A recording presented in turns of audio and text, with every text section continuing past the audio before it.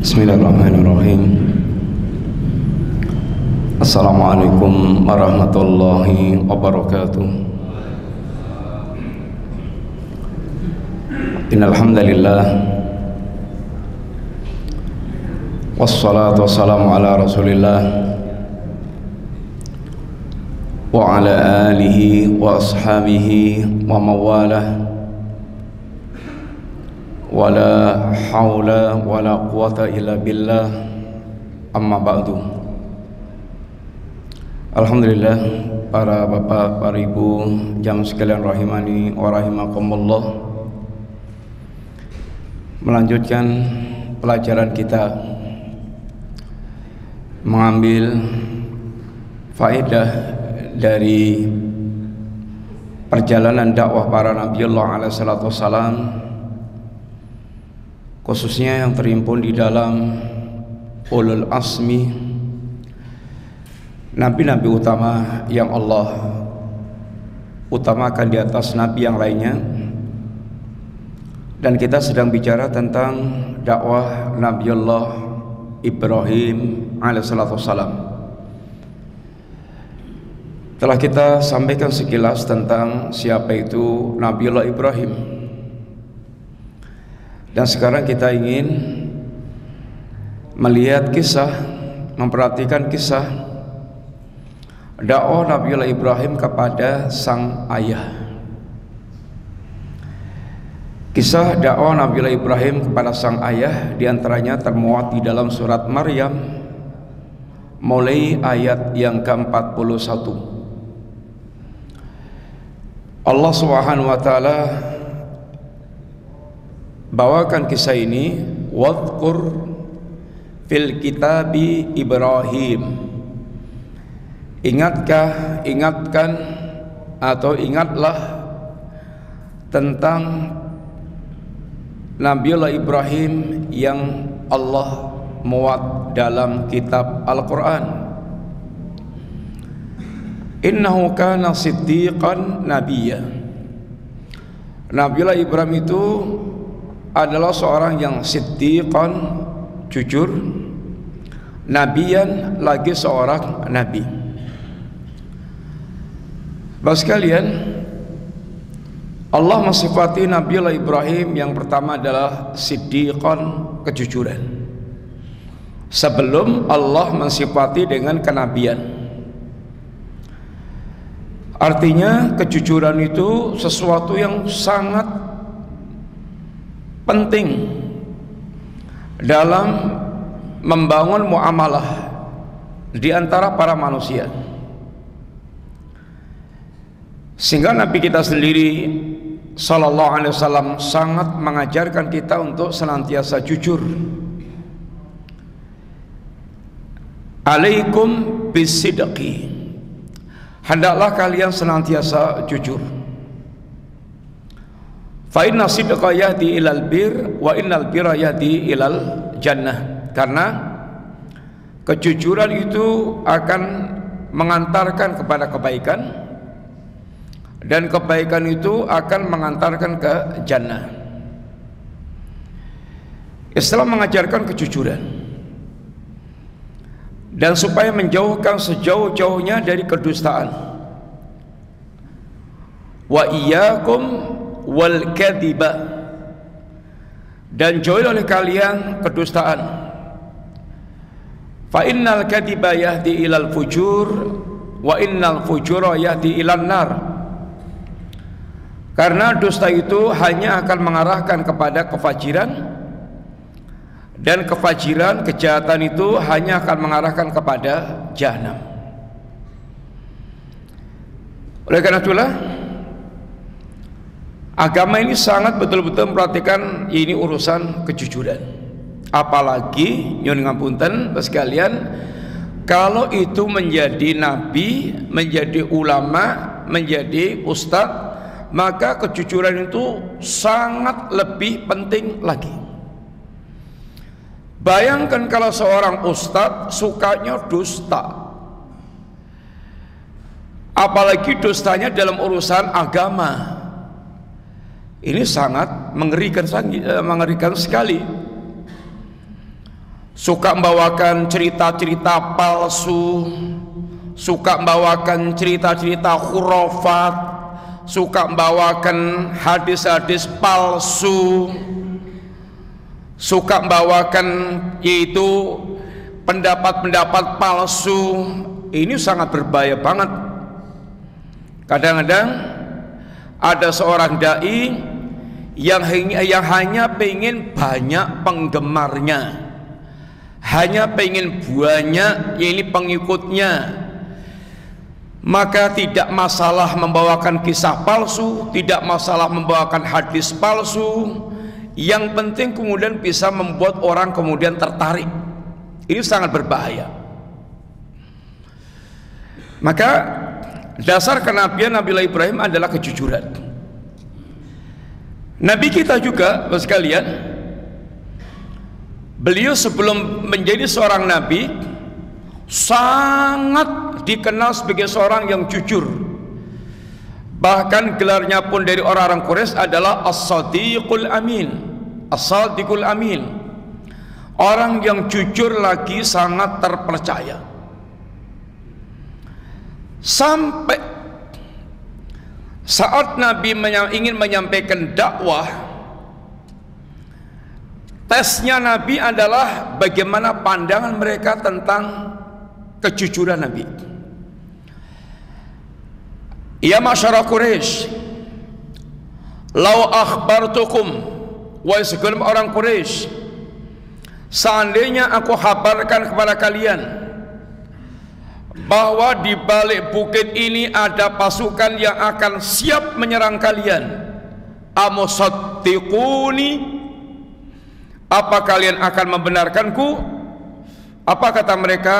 Ma jarabna alaika illa sidqan, aku tidak pernah mendapatkan pengalaman bersama engkau ya Muhammad kecuali kejujuran.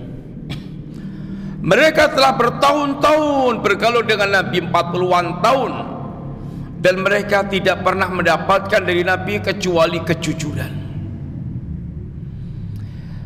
Maka ketika Khadijah pula menenangkan Rasulullah SAW ketika beliau ketakutan dari Gua Hira, habis bertemu dengan malaikat Jibril, disampaikan wahyu, baru pertama kali betul-betul yaitu mendapatkan kejadian yang aneh seperti itu.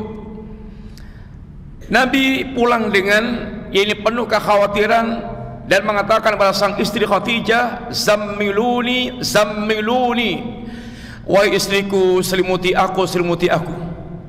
Qad khasyitu ala nafsi, sungguh aku telah mengkhawatirkan diriku.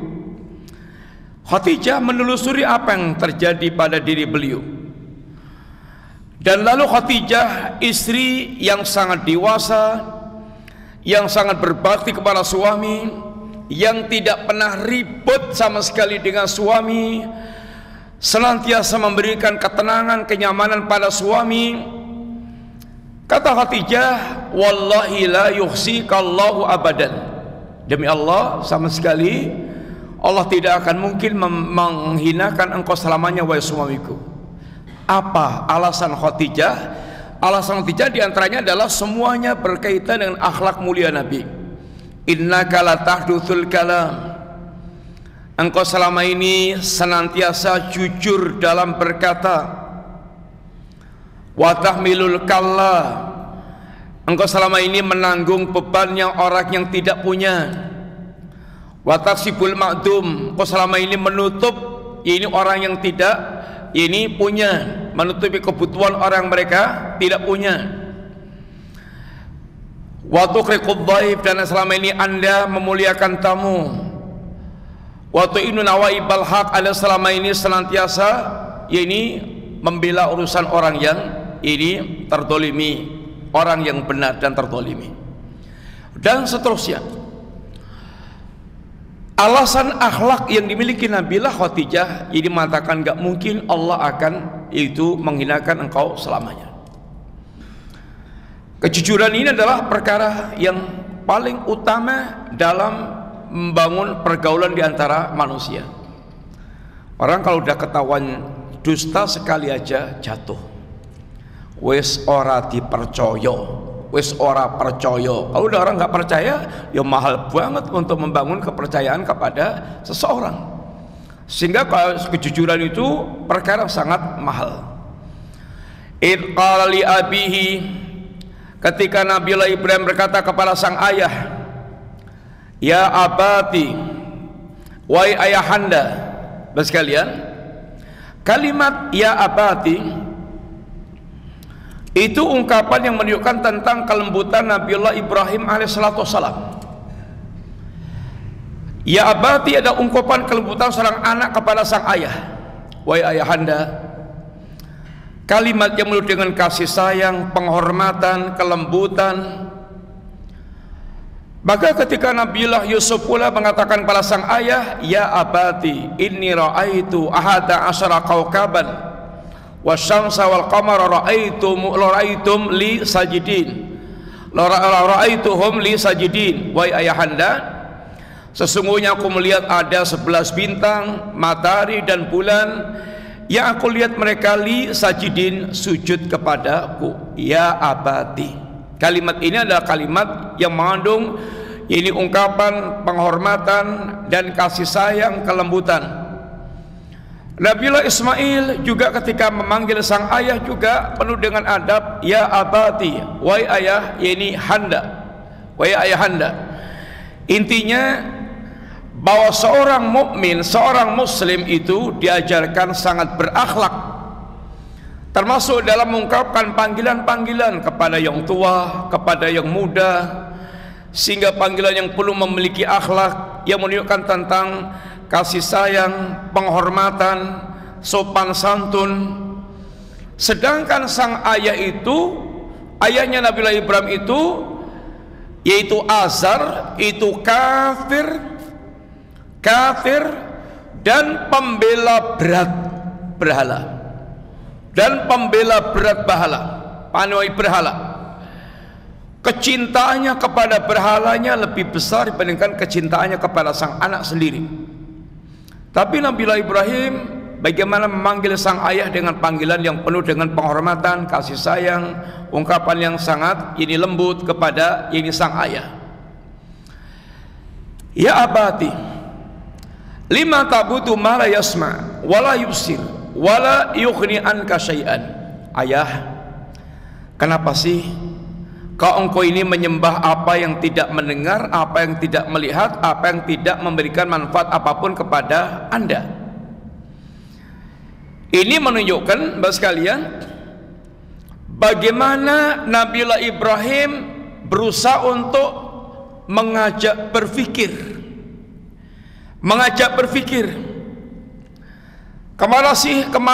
Kenapa sih ayah kok nyembah sesuatu yang tidak mendengar, tidak melihat, tidak memberikan manfaat apapun, yang seperti itu sama sekali tidak layak disembah. Oleh karena itulah sekalian, di dunia ini tidak ada yang layak disembah kecuali hanya Allah Ta'ala. Karena hanya Allah yang memiliki rububiyah, hanya Allah yang memiliki kesempurnaan sifat, sehingga tidak ada yang layak untuk disembah kecuali hanya Allah Subhanahu wa taala. Semua selain Allah adalah sesembahan yang batil karena tidak memiliki sifat-sifat yang layak untuk disembah. Sekalian, dan tidak ada agama di dunia ini yang mengajarkan tauhid kecuali hanya Islam. Semua agama, semua keyakinan selain Islam semuanya mengajarkan syirik. Ada ajaran syiriknya, termasuk yang menisbatkan kepada agama Nabiullah Musa dan Isa, Alkitab, Yahudi dan Nasrani. Bagaimana Allah mengkafirkan keyakinan Yahudi dan Nasrani yang telah berubah dari tauhid menjadi syirik dengan mengatakan Isa adalah anak Allah, Isa adalah Allah itu sendiri, Isa satu di antara yang tiga atau Allah. Keyakinan yang dikafirkan oleh Allah Subhanahu wa taala. Yahudi memiliki keyakinan syirik, ini Uzair ibn Allah, dan semua agama yang lainnya buatan manusia, keyakinan mereka semuanya penuh dengan kesyirikan. Keyakinan dewa-dewa, keyakinan Tuhan terang, Tuhan gelap, keyakinan ini Tuhan, ini pemelihara, pencipta, pemelihara, perusak. Semuanya penuh dengan ajaran syirik. Hanya Islam yang mengajarkan ini tauhid. Dan semua para Nabiullah alaihissalam, sebagaimana Nabiullah Ibrahim yang pertama kali diajarkan kepada manusia, sebagaimana Ibrahim mengajarkan kepada sang ayah, adalah bagaimana mereka kembali kepada keyakinan tauhid. Bagaimana mereka kembali pada keyakinan tauhid. Karena sungguhnya tauhid adalah keyakinan awal dan syirik adalah keyakinan baru. Syirik itu hanya terjadi setelah ribuan tahun. Antara Adam dengan Nabiullah Nuh itu ada 10 kurun. Kalau satu kurun itu satu generasi, umur generasinya Nabiullah Nuh itu 1000-an tahun, sehingga bisa sampai ini 10.000 tahun, sehingga dalam umur ribuan tahun manusia itu di atas tauhid. Baru kemudian terjadi syirik pada zamannya kaumnya Nabiullah Nuh, sehingga setelah ribuan tahun setelah Nabiullah Adam alaihissalam. Sehingga tauhid itu keyakinan lama, syirik keyakinan baru. Dan semua para nabi datang untuk mengembalikan manusia, untuk mereka mentauhidkan Allah Subhanahu wa taala. Nabiullah Ibrahim yang pertama kali didakwakan kepada sang ayah adalah mengajak untuk kembali mentauhidkan Allah, meninggalkan segala perbuatan syirik, dengan mengajak berpikir, ayah, kenapa sih wong tidak mendengar, tidak melihat, tidak bermanfaat untuk anda sama sekali, kok disembah, kok nyembah yang kayak gitu? Kalau dilanjutkan itu, di mana akal kita? Di mana akal kita? Maka Allah mencela orang musyrik, mencela orang kafir, mencela orang yang mereka durhaka kepada Allah itu dengan ungkapan afala taqilun, afala taqilun.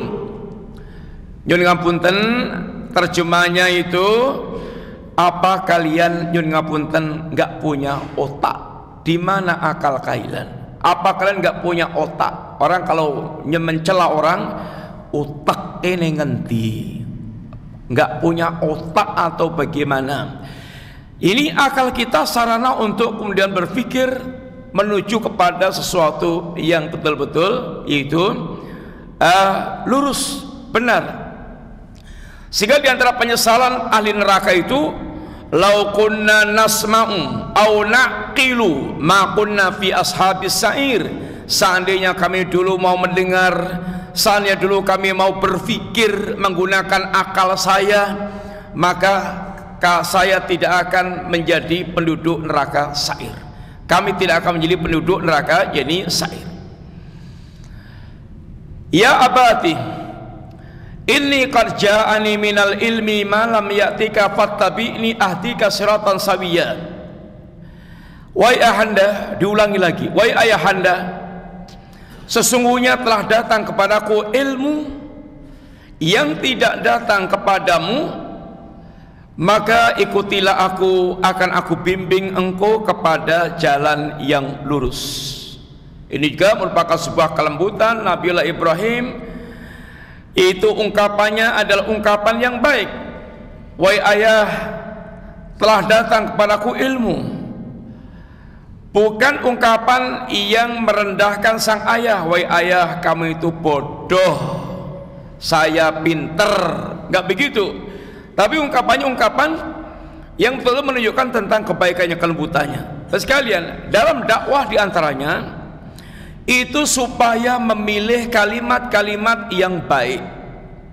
Dan kita secara umum diajarkan oleh agama kita, wa qulu linnasi husna, wa qulu linnasi husna, dan ucapkan untuk manusia ucapan-ucapan yang baik. Ini bukan hanya untuk kaum muslimin aja, linnas, semua manusia. yang kafir, yang musyrik, yang munafik, yang ahlul bid'ah, yang ahli maksiat, ucapkan untuk mereka kalimat yang baik. Sehingga seandainya nanti mereka sadar kembali kepada yang hak, maka Anda dinilai oleh mereka pun berakhlak yang bagus. Bukan justru membiasakan dengan kalimat-kalimat kotor, kalimat-kalimat kotor, kalimat jorok, kotor, rendahan, kasar. Dan yang ngapunten, kalau ada orang yang memang biasa begitu, kalau nggak begitu nggak marem, pasti nggak marem, pasti nggak marem. Baru marem itu kalau mengeluarkan kalimat kotor, kalimat jorok, kalimat jelek, kalimat yang kasar, karena sudah menjadi kebiasaannya.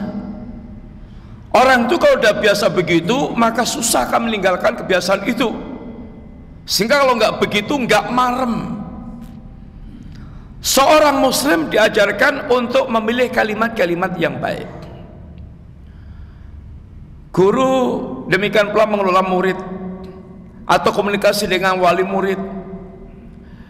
Ada wali murid, Pak Guru, kok anak saya nggak naik kelas? Maka bukan jawaban yang baik guru mengatakan anak bapak itu goblok. Ini kalimatnya boleh jadi sama ungkapannya, sama intinya, tetapi beda ungkapannya akan berbeda penerimaannya.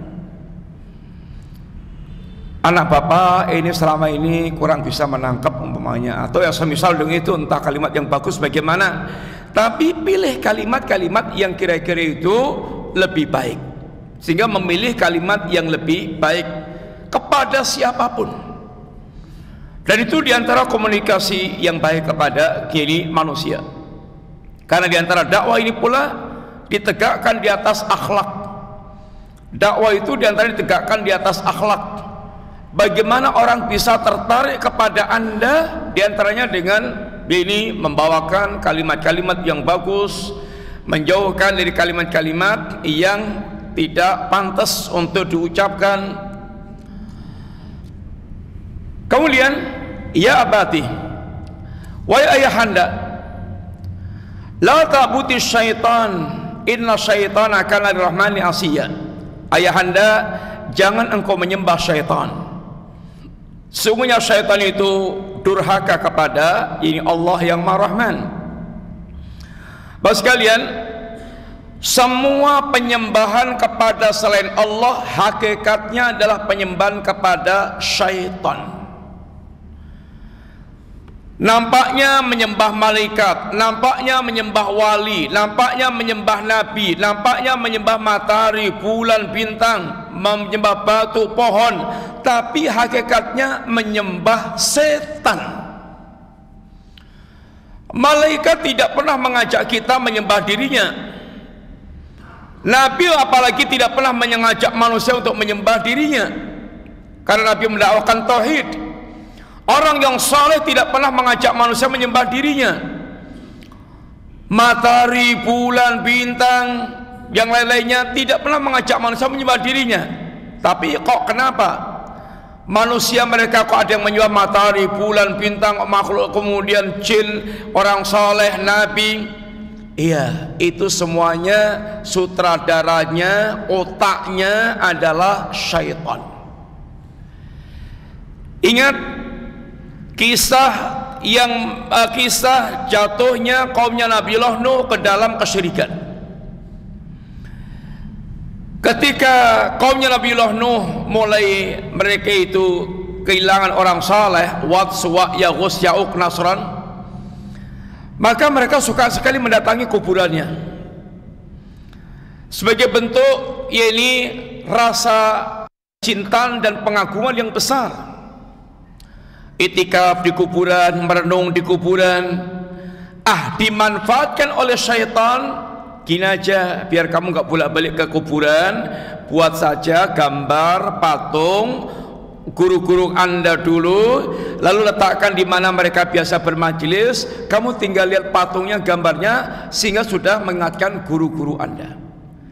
Ini ide pertama yang diusulkan setan untuk nanti melangkah pada tahap berikutnya. Dituruti. Jadilah mereka buatkan gambar patung guru-guru mereka, diletakkan di mana tempat mereka, yaitu biasa bermajelis. Dan oleh setan ini dibiarkan sampai habis generasi yang pertama ini, sehingga setan pun nggak kesusu. Setan tidak tergesa-gesa untuk kemudian segera menjadikan mereka musyrik, tapi ada tahapannya. Setan di dalam berdakwah tadarus, ini bertahap, tahap ini dulu, dan dia biarkan bahkan berlangsung dalam waktu yang sangat lama. Begitu generasi yang awal ini habis, ilmu juga sudah mulai tenggelam, nggak tersisa lagi ilmu kebaikan, generasi yang muncul lebih bodoh lagi, maka setan pun mulai ngajukan aksi yang kedua, makan aksi yang berikutnya, sampai kemudian apa yang dulu hanya diyakini sebagai sebagai monumen peringatan, dulu yang hanya dikatakan sebagai monumen peringatan untuk mengingatkan guru-guru mereka, sekarang sudah berubah menjadi sesembahan murni. Zahirnya mereka menyembah orang soleh, tapi hakikatnya mereka menyembah kepada setan, karena setan yang telah membimbing mereka untuk kemudian mereka sampai terjerumus dalam kesyirikan, menyembah kepada orang-orang soleh tersebut. Ya abati, inni akhafu ayamassaka adzabun minar rahman fatakuna lisyaitani waliya. Ayahanda, saya takut ayamassaka adzabun minar rahman, seandainya Anda nanti terkena adab, tersentuh oleh adab dari Allah yang Maha Rahman, fatakuna lisyaitani waliya, sedangkan Anda dalam keadaan menjadi walinya setan, menjadi para pengikutnya setan. Bagaimana Nabiullah Ibrahim berdakwah kepada sang ayah dengan lembut, dengan adab, dengan penuh kasih sayang, karena dakwah itu hakikatnya sekali lagi sekalian bagaimana mengeluarkan manusia dari kegelapan kepada cahaya, bukan menguatkan, justru menguatkan. Yang syirik tetap syirik, yang kafir tetap kafir, yang maksiat tetap maksiat, gak ngusik yang bisa mengeluarkan mereka dari kegelapan pada cahaya, sehingga yang maksiat tambah mantap saja dengan kemaksiatannya. Ini bukan hakikat dakwah, tapi justru memantapkan orang yang mereka sesat, mereka kemudian tambah mantap dalam kesesatan mereka. Dakwah itu adalah bagaimana mengeluarkan manusia dari kegelapan kepada ini cahaya. Ia membutuhkan keseriusan, ia membutuhkan kasih sayang sangat tinggi, sehingga bagaimana betul-betul ibaratnya ngerih-ngerih orang untuk dia bisa ini keluar dari kegelapan kepada cahaya. Kayak seorang dokter yang memperlakukan pasien yang sakit, bagaimana targetnya dia bisa sembuh dengan pelakuan-pelakuan yang baik kepada sang pasien. Itu dakwah. Dan begitulah Nabiullah Ibrahim telah mencontohkan kepada kita dan mengajarkan, dan Islam mengajarkan secara umum pada kita tentang bagaimana sikap kepada sang ayah, walaupun ayah kita ini kafir, apalagi kalau ayah kita muslim. Lihat bagaimana Allah mengajarkan kepada kita, wa in jahadaka ala an tusrika bi ma laysa laka bi ilm fala tuti'huma. Kalau mereka kedua orang tua Anda mereka bersungguh-sungguh memaksa Anda ala an tusrika bi, untuk menyekutukanku, untuk durhaka kepada Allah, jangan kamu taati, fala tuti'huma. Tapi lalu bagaimana kepada orang tua yang memerintahkan kita musyrik itu? Wasahib huma fid dunya ma'rufa, dan tetaplah Anda temani, Anda pergauli kedua orang tua Anda dengan cara yang baik di dunia ini. Tetap memperlakukan orang tua dengan cara yang baik. Itu seandainya orang tua itu kafir, musyrik, dan bahkan memaksa dan memerintahkan untuk berbuat syirik. Untuk berbuat syiriknya jangan ditaati, tapi untuk pelayanan-pelayanan kepada orang tua tetap harus berjalan. Kepada ingin berbuat baik yang pada orang tua tetap terus berjalan, dan nggak boleh mengucapkan kalimat-kalimat yang buruk. Maka ketika Islam mendidik kita kepada orang tua, fala taqul lauma uffin wala tanharhuma, jangan Anda ucapkan kalimat uff. Kalimat uff itu Bapak sekalian diterangkan oleh Al-Imam Ibnu Katsir, kalimat yang jelek yang kadarnya paling ringan. Kalimat jelek yang kadarnya paling ringan itu nggak boleh diucapkan untuk orang tua. Atau para ulama yang menerjemahkan dengan kalimat cis, tidak boleh orang tua mendapatkan kalimat dari kita, kalimat yang membuat orang tua kecewa dengan kita, kalimat jelek. Bukan kecewa karena agama kita, tapi kecewa karena ucapan yang buruk tadi. Nggak boleh. Sehingga marahnya kayak apapun orang tua ngumpat-ngumpat kita kayak apapun, hendaknya anak dia bisa bersabar menerima, jangan sampai dia mengucapkan kalimat yang buruk kepada orang tua. Ini pendidikan akhlak yang diajarkan Allah kepada kita, kepada orang tua. Wala taqul lauma uffin wala tanharhuma, jangan pula Anda gertak, apalagi digertak. Off aja nggak boleh, apalagi gertakan-gertakan. Zaman kita sekarang ini, berapa banyak anak-anak muda kita yang tidak tahu adab kepada kedua orang tua. Minta sesuatu nggak keturutan, orang tuanya ditantang, orang tuanya diajar, diancem. Sehingga kadang orang tua udah miskin, kemudian gering sampai gering ngurusi anaknya, yang buanggel, yang nganceman, yang durhaka. Berapa banyak juga kita dengar kasus anak orang tuanya ngambil dikit aja dari miliknya, padahal harta kita dan harta kita dah liapik untuk orang tua Anda, milik ayah Anda. Kadang-kadang orang tua ngambil dikit aja, ada yang sampai diseret ke pengadilan. Ini adalah super keterlaluan, nggak tahu adab sama sekali dalam beragama, dalam berlaku kepada orang tua, nggak tahu akhlak kepada orang tua. Lalu bagaimana tanggapan sang ayah kepada anak yang sudah lembut, sudah bagus, sudah berakhlak, mengajak kepada tauhid? Qala, berkata sang ayah, araghibun anta an aliyati ya Ibrahim. Ya Ibrahim, apa memangnya Anda benci kepada sesembahan-sembahanku ya Ibrahim? Marah, ini sang ayah marah dan ngancem, lailam tantail arjumannak, kalau sampai kamu nggak berhenti ya Ibrahim, bakal tak rajam, bakal tak berengkulang, bakal tak sawat, bakal tak lempar kamu. Wahjurni malian, minta maaf, bahasa kampungnya itu minggato. Pergilah kamu dariku untuk beberapa waktu. Ya ini kata orang Jawa, sekilangan dok sijo rapopo. Sehingga sang ayah lebih cinta kepada berhala dibandingkan kepada sang anak, sehingga menunjukkan bagaimana watak aslinya orang-orang yang mereka mencintai berhala, mencintai sembahan mereka, yang lebih mereka cintai dibandingkan dengan anak-anak mereka sendiri. Dan satu saat seorang anak akan diuji dengan orang tuanya.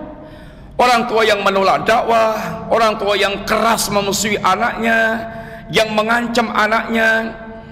Para sahabat Nabi telah kita ceritakan insyaallah, ketika mereka masuk Islam, berapa banyak orang tua yang kemudian beraksi untuk memaksa anak itu kembali ke menjadi kafir musyrik. Contohnya diantaranya adalah ibundanya Sa'ad bin Abi Waqqas. ketika Sa'ad bin Abi Waqqas beliau masuk Islam, maka sang ibunda ngancem kalau nggak mau kembali kepada agama lama, dia akan yaitu mogok makan sampai mati, biar nanti orang komentar Sa'ad yang terkenal berbakti kepada orang tua itu dianggap telah membunuh orang tuanya. Kata Sa'ad, jangan wahai ibunda, jangan. Tapi sang ibu tetap aja kemudian mogok makan. Mulai aksinya sehari, 2 hari, 3 hari, sampai mulai lemes. Kata Sa'ad, ibunda, seandainya ibunda punya 100 nyawa dan nyawa itu keluar satu persatu dari diri ibunda, maka Sa'ad akan tunggui dengan setia, tetapi Sa'ad tidak akan meninggalkan agama Muhammad. Ini namanya perang mental, kuat-kuatan. Mana yang lebih kuat menekan. Akhirnya luluh juga ibunya Sa'ad, sehingga menghentikan mogok makannya, dan Sa'ad tidak pula mau yaitu pindah kepada agama yang diinginkan oleh sang ibu. Mus'ab bin Umair, sekalian, pemuda yang tadinya super pelintik, semuanya dari sepatunya, kemudian bajunya, jubahnya, sorbannya, itu semuanya branded, barang mahal, impor, dan itu orang tuanya betul-betul sangat ngejor sang anak. Orang tuanya sangat belobok kepada sang anak. Begitu Mus'ab bin Umair masuk Islam, ibunya murka besar, marah besar, sampai akhirnya ketika dipaksa kembali kepada agama kakek moyang nggak mau, ibunya cut semua fasilitas yang diberikan kepada Mus'ab bin Umair. Sampai yang tadinya itu pakaiannya itu Masya Allah bagus-bagus, parfumnya itu sangat wangi banget. Begitu masuk Islam, setelah di-cut semuanya itu, Mus'ab bin Umair bahkan bajunya itu banyak tambalan-tambalannya, sehingga pernah datang ke majelis Nabi dalam kondisi bajunya penuh dengan tambalan, sampai membuat Nabi menangis. Bagaimana membayangkan Mus'ab yang dulu dengan Mus'ab yang sekarang. Kulitnya yang dulu mulus banget, sekarang besisik kayak kayak ular. Tapi Mus'ab memang sudah siap, tangguh. Mus'ab ini pula yang kemudian diutus Nabi menjadi guru pertama di Madinah, ke Madinah. Sampai di Madinah yang baru beriman berapa gelintir orang, dengan dakwah Mus'ab bin Umair menjadi hampir semua penduduk Madinah mereka bersinar cahaya Islam. Dan kematian Mus'ab di perang Uhud, sekalian, dari yang tadinya dulu kaya raya, sangat glamor segala macamnya, begitu meninggal di saat perang Uhud itu, kain yang dimiliki oleh Mus'ab tidak cukup untuk membungkus tubuhnya Mus'ab. Kalau ditutup kepalanya, kakinya berojol. Kalau ditutup kakinya, kepalanya berojol. Lalu Nabi memerintahkan untuk kakinya ditutup dengan dedaunan, sampai membuat Abdurrahman bin Auf ketika mengingat peristiwa Mus'ab bin Umair ini membuat dia menangis, kemudian meninggalkan kemewahan yang dimilikinya, karena dulu Mus'ab bin Umair sangat mewah. Abdurrahman bin Auf termasuk orang yang Allah berikan keberhasilan dari nggak punya modal apa-apa, modal dengkul. Ketika Abdurrahman bin Auf datang ke Madinah, maka dia disaudarakan dengan Sa'ad. Saudaranya ini menawarkan kalau mau hartanya separuh mau diberikan kepada Abdurrahman bin Auf. Tapi kata Abdurrahman, lah, enggak. Tullani aina suq, tunjukkan aja kepadaku di mana pasar. Dia pengen peras keringat sendiri, dan itulah yang diajarkan Nabi menjadi seorang muslim yang mandiri. Makanan yang terbaik yang merupakan hasil perasan keringat sendiri. Maka dia usaha. Masya Allah, kalau orang ditakdirkan kaya, itu ibaratnya itu meringkali sesuatu itu dapat emas. Oh Masya Allah, berkembangnya sangat cepat banget, sampai Abdurrahman bin Auf hartanya semenjak dari hijrah nggak punya apa-apa sampai menjadi konglomerat yang hartanya sampai triliunan. Harta Abdurrahman bin Auf itu sampai 6, sekian triliun. Itu Abdurrahman bin Auf. Bagaimana beliau ini hidup berusaha untuk memiliki keputusan sendiri. Itu diantara kisah Mus'ab bin Umair dan kisah ini Sa'd bin Waqqas yang orang tuanya bagaimana keras berusaha untuk mengembalikan kepada agama kekafiran, sehingga bersikap dan bertindak kepada yang orang yang tadinya sangat dicintai. Ibrahim menghadapi kenyataan ayah yang seperti itu, ayah yang murka kepada dakwah sang anak. Tapi bagaimana Ibrahim lembutnya untuk sang ayah, diancam, diomong yang tidak enak. Kata Ibrahim, salamun alik, wahai ayah, keselamatan tetap bersama dengan anda. Sa'astaghfirulaka rabbi, aku tetap akan memintakan ampun kepada Rabbku, innahu kana bi hafiyan, karena Rabbku sangat baik kepada diriku. Bagaimana Ibrahim tetap membalas yang terbaik untuk sang ayah, bersama dengan sikap yang kasar yang buruk oleh sang ayah. Wa a'tazilukum wa ma tad'una min dunillah wa ad'u rabbi asa alla akuna bi du'ai rabbi syaqiyya. Lalu Ibrahim pun kemudian meninggalkan sang ayah, pergi dan meninggalkan apa yang mereka sembah selain Allah Subhanahu wa taala, dan dia tetap berdoa kepada Allah Subhanahu wa taala agar ini karena Allah tidak pernah mengecewakan doa-doa yang beliau sampaikan. Dan setelah itu Allah berikan karunia yang banyak kepada Nabiullah Ibrahim alaihissalam. Waktu kita habis, Bapak sekalian, mudah-mudahan manfaat. Insyaallah kita lanjutkan pembahasan akan datang Nabiullah, masih mengambil fawaid dari dakwah Nabiullah Ibrahim alaihissalam. Wassallallahu ala nabiyina Muhammadin wa ala alihi wasallam. Subhanakallahumma wa bihamdika asyhadu an la ilaha illa anta astaghfiruka wa atubu ilaik. Assalamualaikum warahmatullahi wabarakatuh.